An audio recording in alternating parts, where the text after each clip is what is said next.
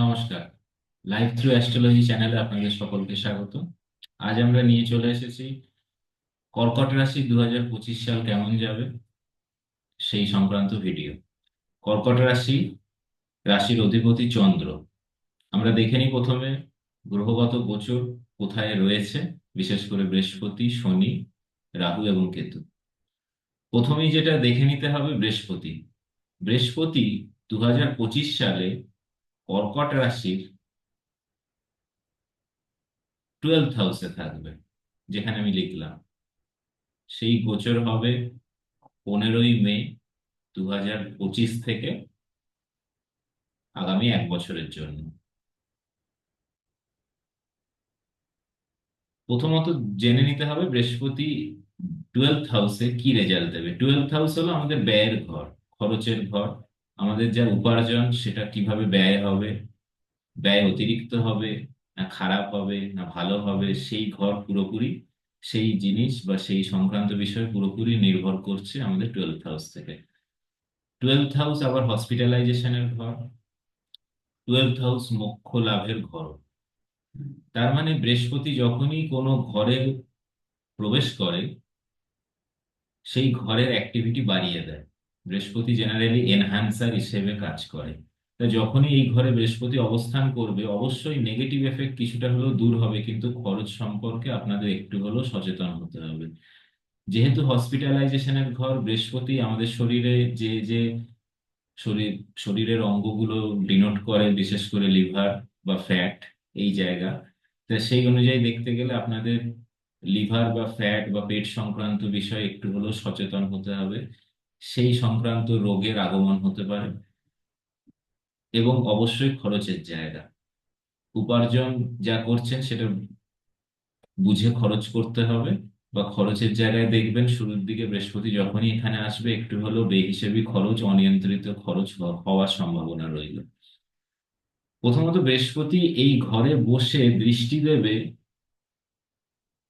আপনার পঞ্চম ঘরে, 5th হাউস। তা বৃহস্পতি যখনই আপনার দৃষ্টি দেবে 4th হাউসে, 4th হাউস, বৃহস্পতি 12th হাউসে বসে তার প্রথম দৃষ্টি দেবে 4th হাউসে। 4th হাউস হলো আপনাদের গৃহস্থান, মায়ের স্থান। 4th হাউস বন্ধুত্ব নির্ভর করে, বন্ধুত্বের জায়গা দেখায়, বন্ধুত্বের স্থান দেখায়, এবং 4th হাউস এটাও ডিনোট করে গৃহসুখ গৃহশান্তি কতখানি আছে বা থাকবে। এবার বৃহস্পতি যেহেতু প্রত্যেকটা দৃষ্টি খুব শুভ ধরা হয়, তার মানে গৃহে মঙ্গলসূচক কাজকর্ম, মায়ের শরীর খারাপ থাকলে সেটা ভালো হওয়ার সম্ভাবনা, বন্ধুত্বের মাধ্যমে লাভ, এবং গৃহে মঙ্গলসূচক কাজ বা গৃহসুখ গৃহশান্তি ফিরে আসার সম্ভাবনা রয়েছে।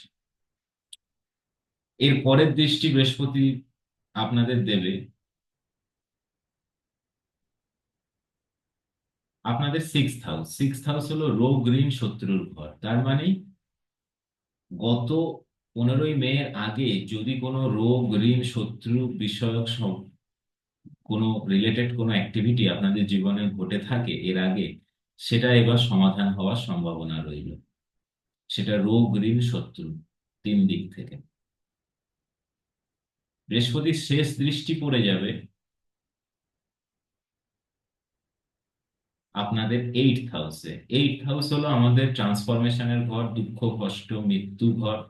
তা এই ঘরে বৃহস্পতির দৃষ্টি পড়া মানেই এই ঘর রিলেটেড যা যা খারাপ অ্যাক্টিভিটি সেগুলো কিছুটা হলো কন্ট্রোল হবে। তার মানে দুঃখ কষ্ট ব্যথা বেদনা বা জীবনে ট্রান্সফরমেশন, কিছু গুরুত্বপূর্ণ ট্রান্সফরমেশন কিছুটা হলেও আপনাদের সেটা পজিটিভ দিকে যাবে। এই হলো বৃহস্পতির প্রভাব কর্কট রাশির জাতক বা জাতিকাদের উপর। এরপরে আমরা দেখে নিই শনি কোথায় থাকবে।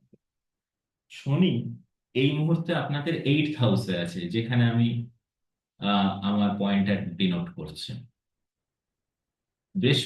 শনি অলরেডি 29শে মার্চ 2025 সালে এসে গিয়েছে 9th হাউসে। আমি এখানে লিখছি 9th হাউস। শনি যখনই 29শে মার্চ অলরেডি ট্রানজিট হয়ে গেছে, 2025 29শে মার্চ নাইন্থ হাউসে, তার মানে আপনারা কর্কট রাশির জাতক বা জাতিকারা শনির ঢাইয়া থেকে মুক্তি পেলেন। ওকে। এবং শনি এক একটা ঘরে 2.5 বছরের জন্য থাকে, তাহলে শনি নাইন্থ হাউসে থাকবে 2.5 বছরের জন্য।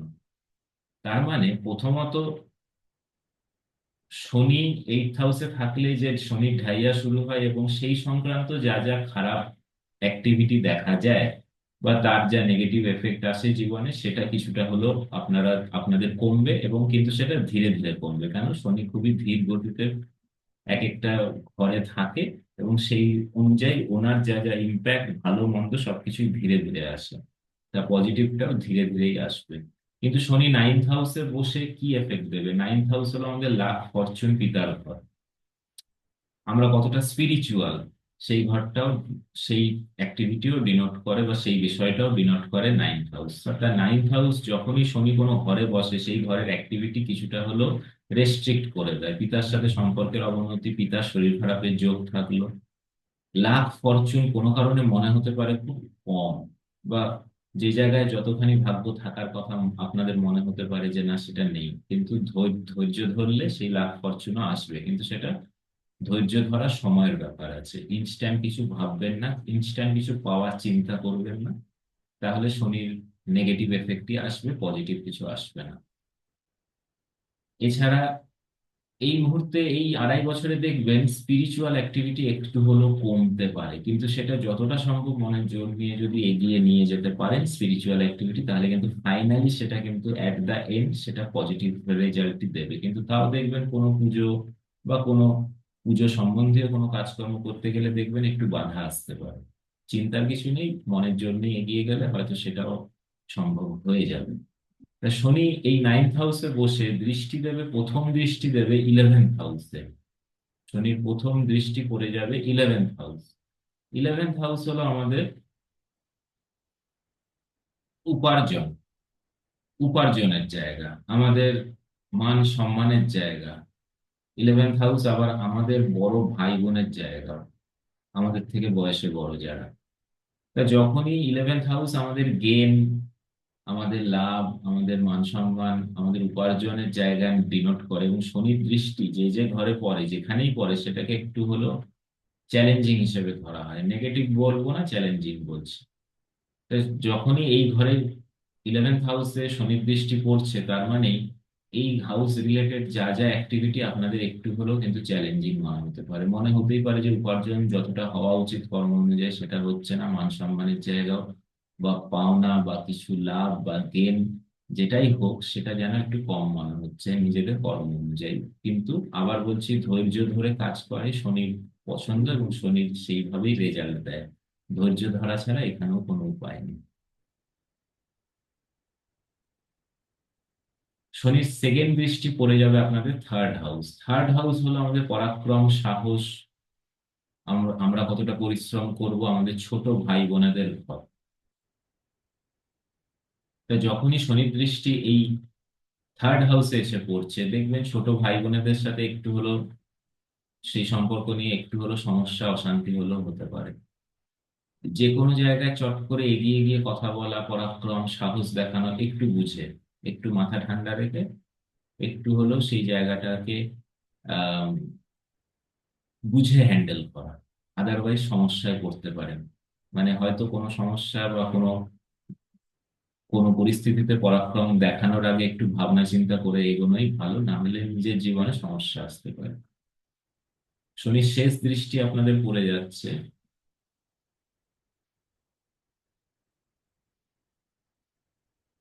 6th house. 6th হাউস হলো রোগ, ঋণ, শত্রুর ঘর। প্রথমত কর্কট রাশির শুরুতেই যেটা বলা হয়েছে, বৃহস্পতির দৃষ্টিও 6th হাউসে পড়ছে, এবং শনির দৃষ্টিও 6th হাউসে পড়ছে। কিন্তু শনির দৃষ্টি এবং বৃহস্পতির দৃষ্টি একসাথে পড়ায় বৃহস্পতি জনিত যে লাভটা পাওয়ার কথা ছিল সেটা কিন্তু আপনাদের একটু হলেও কমে গেল, এবং শনির দৃষ্টির জন্য কিছুটা হলেও রোগ, ঋণ, শত্রুর জায়গা নিয়ে আপনাদের একটু হলেও কিন্তু সচেতন হবে থাকবে। কিন্তু আবার বলছি, ধৈর্য ধরে কাজ করলেই শনির নেগেটিভ এফেক্ট বা শনি যে ঘরে দৃষ্টি দেয় তার যে নেগেটিভ বা চ্যালেঞ্জিং এফেক্ট হতে পারে, সেটা একটু হলেও কমানো যেতে পারে। এরপরে আমরা দেখে নিই রাহু কেতুর অবস্থান। রাহু কেতু, রাহু এই মুহূর্তে আছে আপনাদের 9th হাউসে, যে ঘরে এই মুহূর্তে শনি বসে রয়েছে। কিন্তু রাহু 2025 সালে রাহু এবং কেতু একসাথেই এরা ঘর পরিবর্তন করবে, এবং 8th হাউসে রাহু আসবে, যেখানে আমি লিখলাম। এই পরিবর্তন হবে 18ই মে 2025। এটা হয়ে যাবে আগামী 1.5 বছরের জন্য। এবং করেসপন্ডিং কেতু আসবে আপনাদের 2nd হাউসে একই দিনে। রাহু কেতুর পরিবর্তন একই দিনে হয়, 18ই মে 2025 এই বছর হবে। তা প্রথমত আমরা জেনে নিই রাহু 8th হাউসে কি কি এফেক্ট পারে দিতে। প্রথমত 8th হাউস হলো দুঃখ, কষ্ট, বেদনা, আমাদের ট্রান্সফরমেশন, মৃত্যুর ঘর, জন্ম মৃত্যু এই ঘর থেকে নিয়ন্ত্রণ করা হয়। রাহু যেহেতু, রাহুকে জেনারেলি বৃহস্পতির অপোজিট ধরা হয়। বৃহস্পতি যতটাই শুভ, রাহু ততটাই খারাপ, রাক্ষসের ন্যায় তার আচরণ। তা রাহু এই ঘরে থাকা মানেই প্রথমত আপনাদের এই আগামী 1.5 বছর, 18ই মে 2025 থেকে অ্যাক্সিডেন্ট হওয়ার একটা বড় সম্ভাবনা রয়ে গেল। এবং সেই অ্যাক্সিডেন্ট থেকে আপনাদের একটু হলেও বেঁচে চলতে হবে, একটু বুঝে গাড়ি চালাতে হবে, বা যে জায়গায় অ্যাক্সিডেন্ট হওয়ার সম্ভাবনা আছে সেখান থেকে একটু হলেও বুঝে চলা। রাহু এই ঘরে থাকা মানেই যে কোনো খারাপ অ্যাক্টিভিটি বা খারাপ কিছুর সংসর্গে আসতে পারে, যেহেতু এই ঘরটাই দুঃখ, কষ্ট, খারাপ সংসর্গের ঘর। এবং জীবনে কোনো মানসিক পীড়া আসতে পারে, একটু বুঝে কাজ করবেন, জীবনের গুরুত্বপূর্ণ ডিসিশন গুলো বুঝে নেবেন। এবং অ্যাক্সিডেন্টের কথাটা অবশ্যই মাথায় রাখবেন। রাহুর ঠিক অপোজিটে আছে কেতু। Ketu 2nd house. প্রথমত দেখে নিক 2nd হাউস কি ডিনোট করে। 2nd হাউস আমাদের বাণী, বাচনভঙ্গি, আমাদের খাওয়া দাওয়া। 2nd হাউস আমাদের অর্জিত ধন সম্পত্তির পরিমাণও নির্ভর করে, ডিনোট করে। কেতু এই ঘরে থাকা মানে, কেতু হলো রাহুর ঠিক অপোজিট। কেতু হচ্ছে বিচ্ছিন্নতাবাদী। মানে আমরা যেটা করতে চাই, কেতু বলে যে না, সেটা করার দরকার নেই। তার মানে ধন অর্জন থাকলে, সেই ঘরে কেতু থাকলে আপনারা যদি একটু সচেতন না হন কোনো কারণে, কেতুর জন্য এই 2nd হাউসে ধন সম্পত্তি একটু হলেও নষ্ট হতে পারে, খারাপ জায়গায় নষ্ট হতে পারে। মুখের বাণী সম্বন্ধে সচেতন হবেন। মৌখিক বিষয়ে সচেতন না হলে মুখের জন্য, মুখের বাণীর জন্য, মুখের ভাষার জন্য একটু হলেও কিন্তু জীবনে সমস্যা আসতে পারে। খাওয়া দাওয়ার অনিয়মের জন্য জীবনে সমস্যা আসতে পারে। যেটা খাওয়া উচিত নয় সেদিকেই খাওয়ার মন যেতে পারে, কেতুর কাজই তাই। তা এই হলো আমাদের টোটাল রাহু, কেতু, শনি এবং বৃহস্পতি এফেক্ট আমাদের কর্কট রাশির জাতক এবং জাতিকাদের উপর।